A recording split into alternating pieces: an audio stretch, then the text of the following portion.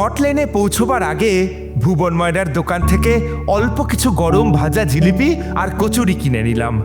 সেগুলো এসে চারিমার হাতে দিয়ে আমাদের সকলের জন্য সেটা ভাগ করে দিতে বলে আমি ঠাকুরমশাইয়ের বৈঠকখানায় গিয়ে বসলাম।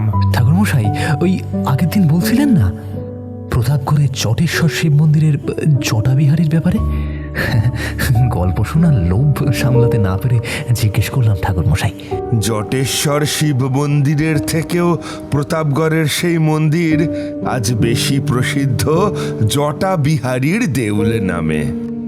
জমিদার বাড়ির পাশে এক পদ্মদিঘি আছে, তার ঠিক অপর পারে সেই মন্দির আজও অবস্থিত। অত্যন্ত জাগ্রত সেই মন্দিরের গর্ভগৃহে প্রতিষ্ঠিত মহাজাগ্রত শিবলিঙ্গ। সাক্ষাৎ মহাদেব এবং আদ্যাশক্তি মহামায়া তাতে একত্রে বিরাজ করেন। আপনি সেই শিবলিঙ্গ নিজের চোখে দেখেছেন ঠাকুরমশাই? দেখেছি বই কি। জটেশ্বর মন্দিরের সামনে দাঁড়িয়ে আমি যেন পরিষ্কার বুঝতে পেরেছিলাম ওই মন্দির এবং ওর আশেপাশের সমগ্র জায়গাটাই অত্যন্ত পবিত্র। রাত তখন বেশ গভীর। শুধুমাত্র সনাতনের সঙ্গে খাতির থাকার কারণেই আমাদের ওই মুহূর্তে মন্দিরে ঢুকতে দিয়েছিলেন মন্দিরের পুরোহিত দেবানন্দ ভট্টাচার্য মহাশয়।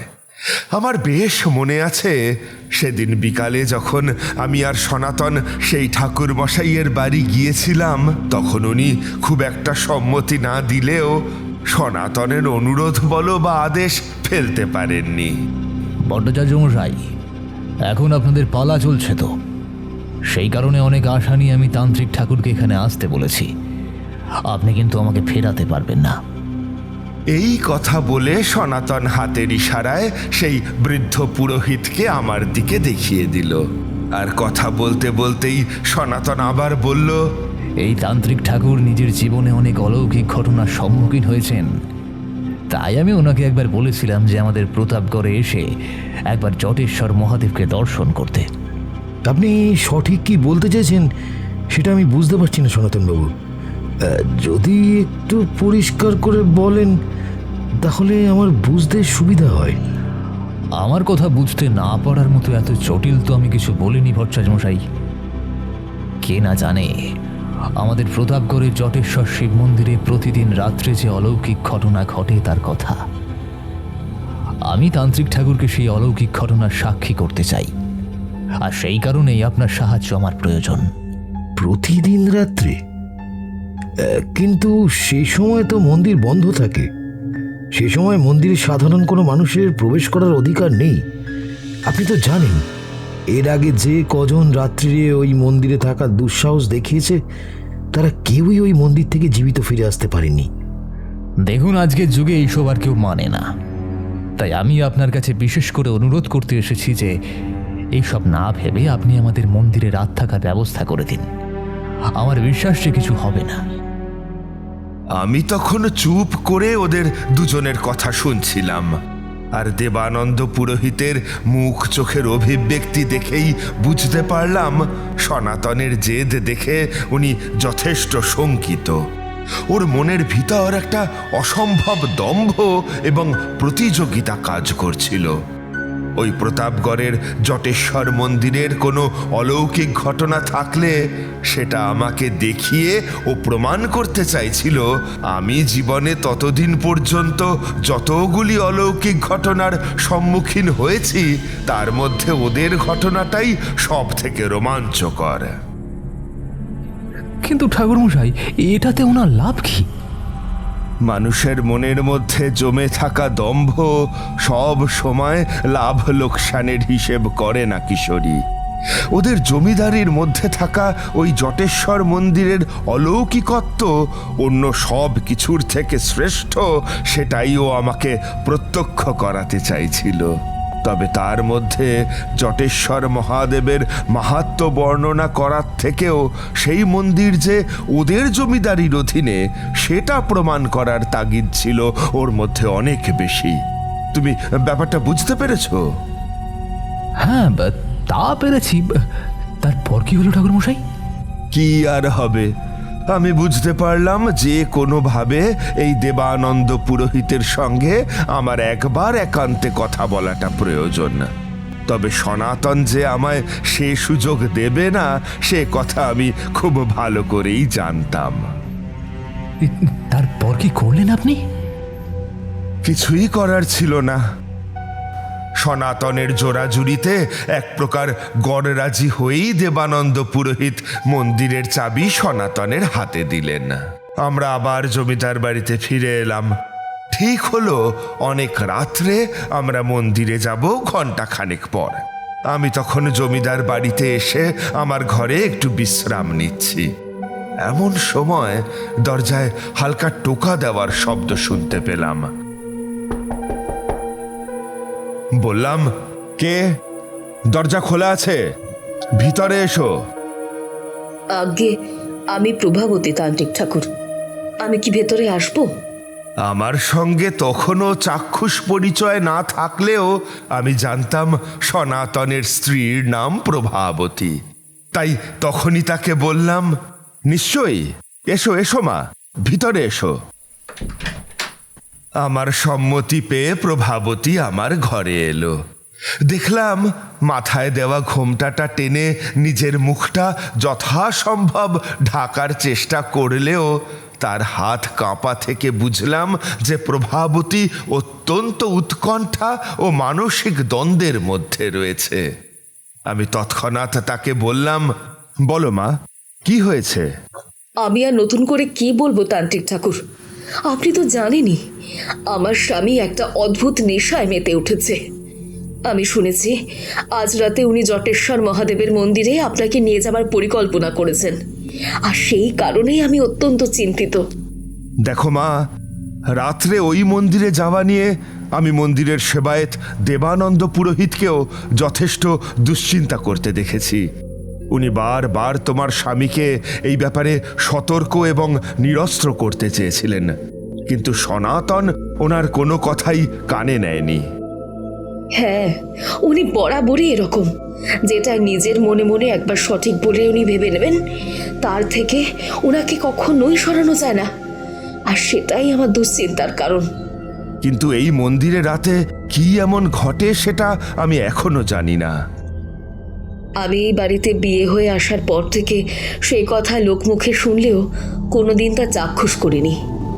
আপনি নিশ্চয়ই জানেন তান্ত্রিক ঠাকুর, জটেশ্বর মন্দিরে সূর্য অস্ত যাওয়ার পরে আর কারোর কোনো প্রবেশাধিকার নেই। ওখানে নাকি রাতের অন্ধকার নামলে জটা বিহারী আসেন। সূর্যাস্ত থেকে পরদিন সূর্যোদয় পর্যন্ত ওই মন্দিরের আসল কর্তৃত্ব থাকে জটা বিহারীর হাতে। আর এই জটা বিহারীর নামেই ওই শিব মন্দিরের নামকরণ হয়েছে জটেশ্বর শিব মন্দির হিসেবে। লোক একে জটা বিহারীর দেউলও বলে। জটা বিহারী তিনি কে? শোনা যায় অনেকদিন আগে এই প্রতাপগড় গ্রামে একজন অঘরী সাধু এসে পৌঁছয়। তখন এখানকার জমিদার ছিলেন আমাদের প্রপিতামহ শ্রীযুক্ত প্রতাপ নারায়ণ বন্দ্যোপাধ্যায়। তিনি এই মন্দির প্রতিষ্ঠা করেছিলেন। তবে শোনা যায় তখন নাকি এই মন্দির জমিদার বাড়ির সিংহদ্বারের পাশেই অবস্থিত ছিল। মানে, কিন্তু এখন সেই মন্দির তো এখান থেকে প্রায় 1 কিলোমিটার দূরে। তবে কি ওই মন্দির পরে নির্মাণ করা হয়েছে? না তান্ত্রিক ঠাকুর, লোকশ্রুতি অনুসারে এই মন্দির প্রপিতামহের তৈরি করা আসল মন্দিরই। জটাবিহারী সেই মন্দিরকে টেনে জমিদার বাড়ি থেকে এতটা দূরে নিয়ে গিয়েছিলেন। আমি সেই কথাই আপনাকে বলছি। আমি শুনেছি একদিন নাকি জমিদার শ্রীযুক্ত প্রতাপ নারায়ণ বন্দ্যোপাধ্যায়ের কাছে খবর আসে প্রতাপগড়ে একজন অঘরী সাধু এসেছেন। আমাদের এই জমিদার বাড়ির পাশে এক সুবিশাল পদ্মদিঘি আছে। সেই পদ্মদিঘির জলে কোনো সাধারণ মানুষের নামার অধিকার নেই। শুধুমাত্র দুর্গাপুজোর সময় সেখানে যে পদ্ম ফুল ফোটে সেই ফুল সংগ্রহ করার জন্যই মানুষ তাতে নামতে পারে। আর সেই ফুলেই আমাদের জমিদার বাড়ির মহিষমর্দিনীর আরাধনা হয়। এছাড়া অন্য সময় এই দিঘিতে কেউ নামতে পারে না। আর জ্ঞানেই হোক বা অজ্ঞানে সেই অঘরী সাধু পদ্মদিঘিতে নেমে স্নান করে সেই জলকে অপবিত্র করে দিয়েছেন। সেই খবর পেয়ে জমিদার বাবু অত্যন্ত ক্ষুব্ধ হয়ে তার পেয়াদাদের পাঠান দিঘির ধার থেকে সেই অঘরী সাধুকে নিয়ে আসার জন্য। পেয়াদারা ওনার নির্দেশ মতো যখন সেখানে পৌঁছয় তখন দেখে সেই অঘরী সাধু জটাবিহারী ওই দিঘির পাড়েই মাটি দিয়ে একটি শিবলিঙ্গ তৈরি করে পরম শ্রদ্ধা ভরে তার অর্চনা করছেন। শোনা যায় নাকি সে সময় প্রজাদের মন থেকে সায় না থাকলেও দুর্দণ্ড প্রতাপ জমিদার বাবুর নির্দেশ পালনে যাতে কোনো গাফিলতি না হয় তাই সেই অবস্থাতেই শিব পুজো থেকে জটাবিহারীকে উঠিয়ে নিয়ে আসে জমিদার বাবুর দরবারে। কিন্তু একজন অঘরী সাধুর সঙ্গে গায়ের জোরে পেরে ওঠা তো মুখের কথা নয়, তাই প্রায় জনা দশেক পেয়াদা জোর করে হাত পা বেঁধে মাটি দিয়ে টানতে টানতে তাকে নিয়ে এসে হাজির করে জমিদার বাবুর সামনে। কে তুই? আমাদের এই প্রতাপগড় গ্রামে তো তোকে আগে কখনো দেখিনি। কি নাম তোর? আমি একজন শিবের উপাসক, আমি অঘরী। আপনার মূর্খতা দেখে আমি অবাক হয়ে যাচ্ছি জমিদার বাবু। আপনি আমার সঙ্গে যে ব্যবহার করছেন তা যে আপনার নিজের মৃত্যুকে স্বয়ং আবাহন করার সমর্থক, তা কি আপনি বোঝেন না? এত স্পর্ধা তোর, এত অহংকার! তুই আমার রাজদরবারে দাঁড়িয়ে আমাকে হুমকি দিচ্ছিস? এত সাহস তুই পেলি কোথায়? আমি রুদ্র ভৈরবের উপাসক। আমি শুধুমাত্র আপনাকে সাবধান করছি, আমাকে আমার মহাদেবের অর্চনা সম্পূর্ণ করার সুযোগ দিন। আপনার দিঘির পাড়ে আমি শিবলিঙ্গ তৈরি করে পুজো করছিলাম। আপনার পেয়াদারা আমার পুজো সম্পূর্ণ হওয়ার আগেই আমাকে ধরে এনেছে। আমি অনুরোধ করছি, আমাকে আমার পুজো সম্পূর্ণ করার সুযোগটুকু দিন। নিজের বিপদ নিজে ডেকে আনবেন না। এত সাহস তোর? যদি তোকে তোর পূজা সম্পূর্ণ করতে না দিই তবে তুই কি করবি? আমি আপনার দুটো পায়ে ধরে অনুরোধ করছি, নিজের জন্য ভয়ঙ্কর মৃত্যু ডেকে আনবেন না জমিদার বাবু। এই প্রতাপগড়ের জন্য আপনাকে এখনো অনেক কাজ করতে হবে। নিজের অকাল মৃত্যুকে নিমন্ত্রণ জানাবেন না। সেই অঘরী জটাবিহারীর বিনয়কে আমাদের জমিদার বাবু সে সময় অনুধাবন করতে পারেননি। সেই অঘরী শুধুমাত্র তার অসমাপ্ত শিব অর্চনা সম্পূর্ণ করতে চেয়েছিলেন, কিন্তু জমিদার বাবু সে কথা বুঝতে না পেরে তাকে সরাসরি কারাগারে নিক্ষেপ করেন। আর পরদিন সকাল হতেই দেখা গিয়েছিল সেই সাধুকে ক্ষিপ্ত করে তোলার পরিণতি কি ভয়ঙ্কর হতে পারে। তারপর কি হয়েছিল? শোনা যায় এই সমস্ত জমিদার বাড়ি নাকি সেদিন ধ্বংসস্তূপে পরিণত করেছিলেন জটাবিহারী। জমিদার বাড়ির সকলে সারা রাত প্রত্যক্ষ করে সেই অঘরীর তাণ্ডব। তার তীব্র হুঙ্কারে জমিদার বাড়ির সকলের হৃদয় কেঁপে ওঠে।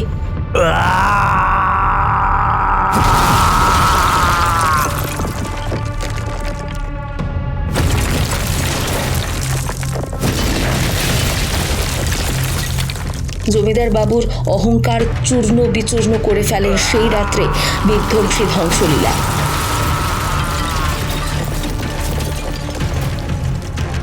আর শোনা যায় শেষে জমিদার বাড়ির মধ্যেই সেই শিব মন্দির নিজের জটায় বেঁধে টানতে টানতে উনি নিয়ে যান দক্ষিণ অভিমুখে, ওই পদ্মদিঘির ঠিক অপর পারে। ঠিক সূর্যোদয়ের মুহূর্তে ওই স্থানে মন্দিরটি ছেড়ে উনি অদৃশ্য হয়ে যান। আর ওনার তৈরি করা পদ্মদিঘির পাড়ে সেই শিবলিঙ্গ প্রতিষ্ঠা করেন আমাদের মন্দিরের শিবলিঙ্গের ওপর। আর সেই থেকে সেই শিব মন্দির ওখানেই রয়ে যায় জটাবিহারীর দেউল নামে। আর সেই কারণেই আজও সূর্যাস্তের পরে মন্দিরে আসেন সেই জটাবিহারী। সূর্যোদয় অবধি জটেশ্বর মন্দির থাকে ওনার অধীনে, তাই তো? ঠিক ধরেছেন তান্ত্রিক ঠাকুর। জটাবিহারী আজও পদ্মদিঘির জল নিয়ে প্রতিদিন রাত্রে শিবলিঙ্গে জলাভিষেক করেন। আর অলৌকিক কাণ্ড দেখুন, সেই শিবলিঙ্গ সম্পূর্ণ মাটি দিয়ে তৈরি হলেও এত বছরেও তার সামান্যতম কোনো ক্ষতি হয়নি।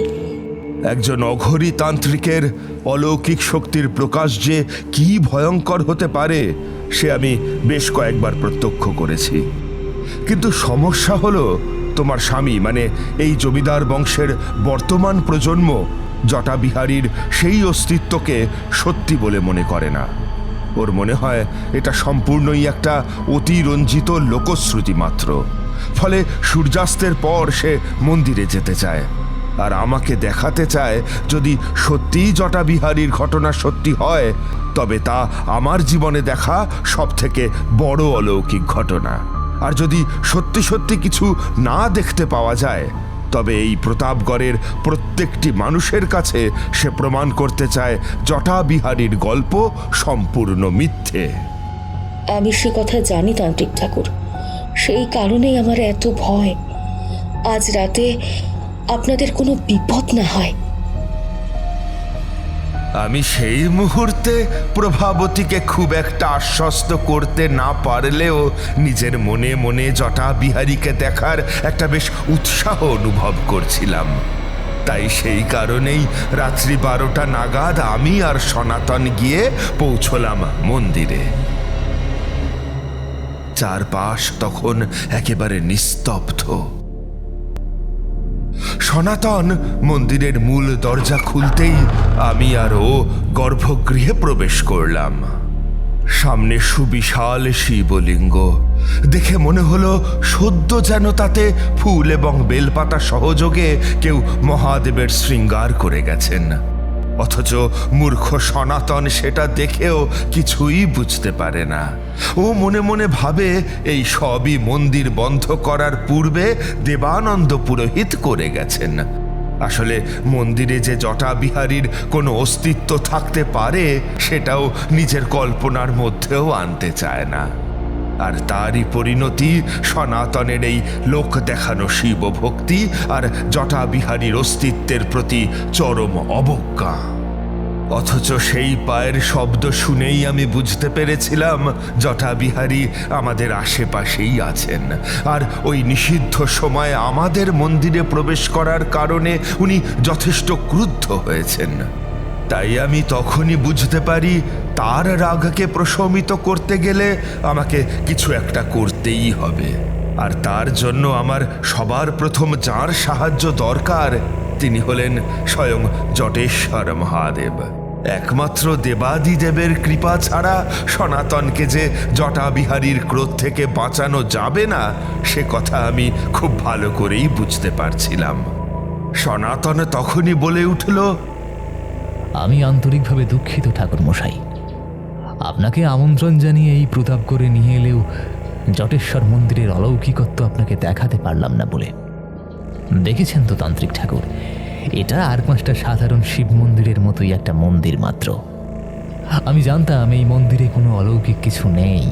আমি এই মন্দির থেকে ফিরে গিয়ে গ্রামের প্রত্যেকটা মানুষকে জানাবো। তাদের মনে এতদিন জমার বেঁধে থাকা বিশ্বাসটা ভেঙে ফেলার সময় হয়েছে এখন। তুমি মিথ্যে কথা বলছো সনাতন। তুমি আমাকে মন্দিরের অলৌকিকত্ব দেখাবার জন্য আনোনি। আর লোকের মনের বিশ্বাস ভাঙাই যদি তোমার একমাত্র উদ্দেশ্য হতো তাহলে তোমার আমাকে প্রয়োজন ছিল না। তুমি নিজেই রাত্রের অন্ধকারে এই মন্দিরে এসে তা প্রমাণ করতে পারতে, কিন্তু তুমি তা করনি, কারণ তুমি জানতে এই জটেশ্বর মন্দিরে জটাবিহারীর অস্তিত্ব রয়েছে। আর তার ক্রোধ থেকে বাঁচার জন্য তুমি আমাকে তোমার রক্ষা কবচ হিসেবে নিয়ে এসেছো। বলো, আমি কি ভুল বলছি?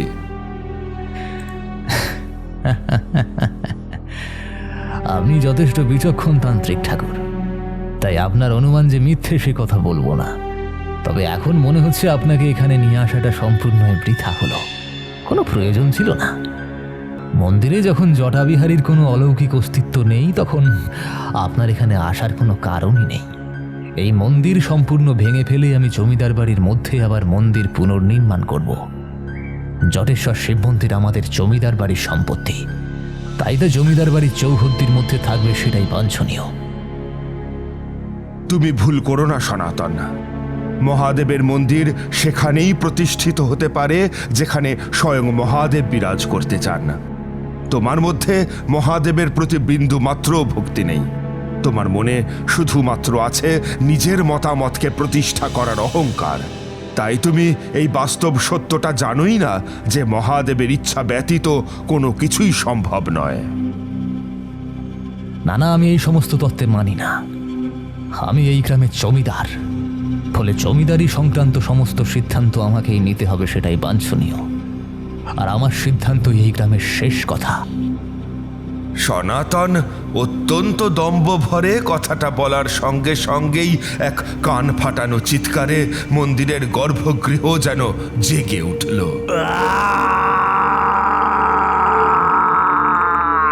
তোর পূর্বপুরুষের রক্ত তোর ধমনীতে বইছে সনাতন, তাই তোর মধ্যে এত অহংকার। তুই আমাকে মিথ্যা প্রমাণ করার জন্য তারানাথকে ডেকে এনেছিস। কি প্রমাণ করতে চাস তুই? জটাবিহারীর সেই জলদ গম্ভীর কণ্ঠস্বর শুনে সনাতন যেন একটু কেঁপে উঠল। আমার ঠিক সামনে এক অতিকায় ধূম্র মূর্তি এসে দাঁড়িয়েছে। সারা গায়ে ভস্য মাখা, হাঁটু পর্যন্ত অবিন্যস্ত জটা, তার গলায় নর করটির মালা, বাম হাতে এক অগ্নিপাত্র আর ডান হাতে ধরা এক ভয়ঙ্কর কুঠার। রাগে তার দুই চোখে তখন আগুন জ্বলছে। আর সেই অতিকায় ভয়ঙ্কর মূর্তিকে দেখে সনাতন যে প্রচণ্ড ভয় পেয়ে গেছে তা বলাই বাহুল্য। সে প্রায় এক লাফে আমার পিছনে এসে আশ্রয় নিল। আর আমি তখন জটাবিহারীর উদ্দেশ্যে বললাম, আপনি শান্ত হন। আমি জানি সনাতন যা করেছে তা শাস্তিযোগ্য অপরাধ, কিন্তু ওর বোধোদয়ের জন্য আপনার উপস্থিতি চাক্ষুষ করা ওর জন্য আবশ্যক ছিল। আশা করি এরপর ও আর ভুল করবে না, তাই আপনি ওকে ক্ষমা করে দিন। আমরা মন্দির ছেড়ে চলে যাচ্ছি। অপরাধের জন্য কোনো ক্ষমা হয় না, ওর একটি শাস্তি মৃত্যু। আমাকে অবজ্ঞা করেও মহাপাপ করেছে, আর এর শাস্তি ওকে পেতেই হবে। এই কথা বলে জটাবিহারী তার উগ্র চণ্ডাল মূর্তি নিয়ে সনাতনের দিকে তেড়ে এলো। তৎক্ষণাৎ সনাতন আমার দুটো পা জড়িয়ে ধরে অনুনয় করতে থাকলো, আপনি আমাকে বাঁচান তান্ত্রিক ঠাকুর। আমি কথা দিচ্ছি আর কখনো এরকম ভুল করব না। আমি বুঝতে পারলাম জটাবিহারীকে যে করেই হোক আমাকে প্রতিহত করতেই হবে। আর ওর উগ্র অঘরী শক্তিকে প্রতিহত করতে পারেন একমাত্র আদ্যা শক্তি মহামায়া। তাই আমি সেই মুহূর্তে আর কোনো উপায় না দেখে জটাবিহারীরই শিবলিঙ্গে অর্পিত একটি পদ্মফুল দুই হাতে তুলে নিয়ে মনে মনে দেবাদিদেব মহাদেব এবং আদ্যা শক্তি মহামায়ার অর্ধনারীশ্বর রূপকে কল্পনা করে তার প্রণাম মন্ত্র পাঠ করলাম। অর্ধং শশাঙ্কধর মিন্দুকলাধারং চ অর্ধং মহেশ্বর মহেশ্বর ভাবিতং চ অর্ধং पूरं परविरिञ्चि हरं प्रसन्नं अर्धं शिवं शशीमयूखधरनं नमामि। এই মন্ত্র পাঠ করে সেই পদ্মফুল মহাদেবের লিঙ্গের গৌরীপট্টে অর্পণ করার সাথে সাথে শিবলিঙ্গ থেকে এক দিব্য আলোক রশ্মি বের হয়ে এসে সমগ্র গর্ভগৃহকে আলোকিত করে ফেলল। সেই আলোর তীব্রতা খুব বেশি না হলেও তা যে জটাবিহারী বা সনাতন কেউই সহ্য করতে পারছে না তা আমি পরিষ্কার দেখতে পেলাম। ওরা নিজেরা নিজেদের চোখ দু হাতে ঢাকা দিয়ে সেই আলো থেকে বাঁচার চেষ্টা করতে লাগলো। জটাবিহারী, তোমার এই এতদিনের দীর্ঘ সাধনায় আমি এবং আদ্যা শক্তি সন্তুষ্ট হয়েছি। তুমি তোমার অঘরী পুজোর পদ্ধতিতে দীর্ঘদিন ধরে নিরবিচ্ছিন্ন সাধনা করেছ, কিন্তু একটা সামান্য কারণে তোমার সাধনা পূর্ণতা লাভ করেনি। কেন দেবাদিদেব? আমার সাধনার ত্রুটি কোথায় ছিল? আমাকে দয়া করে পথ দেখান। জটাবিহারী, তুমি একটা ব্যাপার ভুলে গিয়েছ। সনাতনের পূর্বপুরুষদের প্রতি রাগ থেকে তুমি এই প্রতাপগড়ে থেকে গিয়েছিলে, কিন্তু এই মন্দির গৃহস্থ সাধারণ গ্রামবাসীদের পূজা করার জন্য নিবেদিত। আমি এবং স্বয়ং মহাদেব সাধারণ মানুষের কল্যাণার্থে এই প্রতাপগড়ে এতদিন অবস্থান করেছি, আর এখন থেকেও এই মন্দিরে অবস্থান করব। তাই সনাতন যদি ওর রাজবাড়ির মধ্যে কোনো মন্দির প্রতিষ্ঠা করেও তা হবে শূন্য। দেবত্বের অধিষ্ঠান সেখানে হবে না, সেখানে থাকবে শুধু ওর অহংকারের আস্ফালন। কিন্তু এই স্থান যে তোমার জন্য নয় জটাবিহারী। এবার তুমি কি তোমার সাধনার অপূর্ণতার কারণ বুঝতে পেরেছো? না মহাদেব, আমি বুঝতে পারিনি। গৃহস্থের পূজ্য এই মন্দিরে তোমার সাধনা সম্পূর্ণ হবে না, তোমাকে কামাখ্যা যেতে হবে। অঘরী সাধনার জন্য নীলাচল পর্বত হল সব থেকে উৎকৃষ্ট স্থান। তুমি সেখানে কামাখ্যার মন্দিরে যাবে, সেখানেই তোমার সাধনার পূর্ণতা লাভ হবে। আমি তোমাকে সেখানে তোমার সাধনা সম্পূর্ণ করার পথ দেখিয়ে দেব। তুমি আজ থেকে এই মন্দির পরিত্যাগ করে একে সর্বসাধারণের জন্য উন্মুক্ত করে দাও, আর নিজে কামাখ্যায় এসে তোমার সাধনা সম্পূর্ণ করো। এই আমাদের নির্দেশ। জটাবিহারীকে কামাখ্যায় গিয়ে সাধনা সম্পূর্ণ করার প্রয়োজনীয় নির্দেশ দিয়ে সেই দিব্য আলোর প্রভা ধীরে ধীরে অস্তমিত হলো। আর আমি দেখলাম জটাবিহারীর মনে যে ভয়ঙ্কর ক্রোধ কয়েক মুহূর্ত আগেও ছিল, তা সম্পূর্ণ প্রশমিত হয়েছে। আমি তখনই হাত জোর করে তাকে প্রণাম জানাতে গেলে তিনি আমার 2 হাত ধরে বললেন, তারানাথ, আজ তোমার কারণেই আমি আমার সাধনা সম্পূর্ণ করার জন্য প্রয়োজনীয় নির্দেশ পেয়েছি। আমি এখনই কামাখ্যা চলে যাচ্ছি, আর যাবার সময় তোমাকে আমি অঘরী সাধনার এক বিশেষ গুপ্ত মন্ত্র শিখিয়ে দিয়ে যাই, যা ভবিষ্যতে তোমার কাজে লাগবে। তোমার কল্যাণ হোক তারানাথ। তুমি আজ না এলে আমি আমার সাধনা সম্পূর্ণ করার দিক নির্দেশ পেতাম না, আর সেই কাজের অনুঘটকের দায়িত্ব পালন করায় সনাতনকেও আমি ক্ষমা করছি। সেই শক্তিশালী অঘরী মন্ত্র আমায় শিখিয়ে দিয়ে জটাবিহারী সেখান থেকে প্রস্থান করেন। আমি আর সনাতন তারপর মন্দির থেকে বের হয়ে আসি। তবে যে উদ্দেশ্যে আমরা সেখানে গিয়েছিলাম, সেই সনাতনের অহংকার যে তখন সম্পূর্ণ চূর্ণ বিচূর্ণ হয়ে গিয়েছে, সে কথা খুব ভালো করেই বুঝতে পারছিলাম। এরপর কলকাতায় ফিরে আসি আমি। তারপর থেকে অবশ্য আর কোনোদিন প্রতাপগড় যাওয়া হয়নি, কিন্তু সেই অভিজ্ঞতা আমার মনে আজও প্রাঞ্জল ভাবে রয়ে গেছে।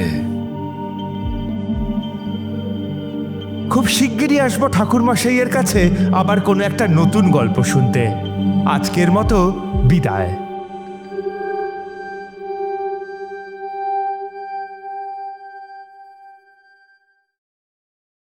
আমাদের এই গল্প যদি আপনাদের ভালো লেগে থাকে তাহলে অবশ্যই লাইক করবেন এবং শেয়ার করবেন। যারা চ্যানেলটিতে নতুন তারা অবশ্যই সাবস্ক্রাইব করুন। শুধু বেল আইকনটি টিপে নোটিফিকেশন অন করে দিন, যাতে আমাদের পরবর্তী কাজগুলোর খবর সবার আগে আপনার কাছে পৌঁছয়।